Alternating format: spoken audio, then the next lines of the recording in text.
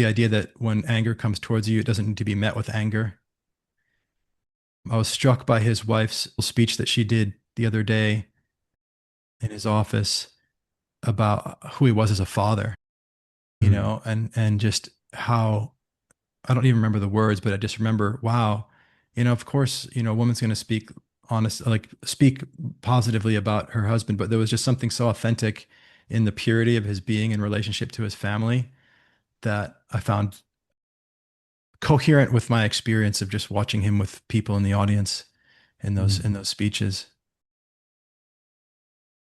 What do you make of? I mean, am I kind of hearing what you're saying that there's a spiritual contribution of his way of being that was maybe distinct from the particular ideas that he was sharing?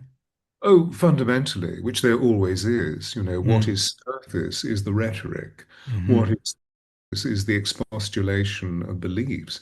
But what he was trying to do, I feel, is to go into the obscurity of so many opinions that are either agreeing with one or not agreeing with one. And what he was trying to do is to hold the sword of truth and the shield of courage or of vulnerability, because he was constantly being vilified and constantly being attacked by mm, invective that was just so ungracious.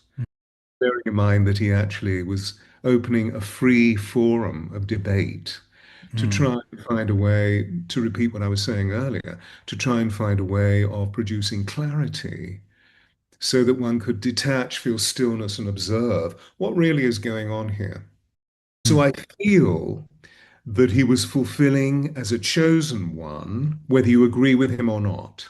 He mm. was a chosen one because he has reached international reputation at the age of 31 Right. for all of the things that he's been part of, and particularly the organization of Turning Point, which is Hmm. also an interesting indicator.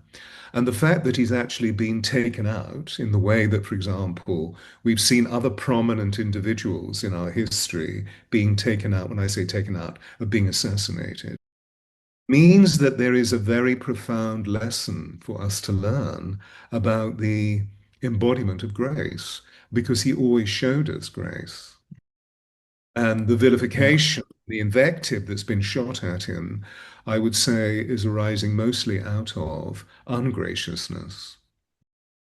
So do we take the simple fact that someone in the public eye has been assassinated or has been murdered, has reached his demise.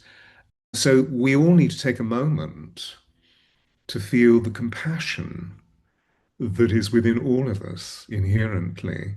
It is part of our moral compass or our spiritual makeup.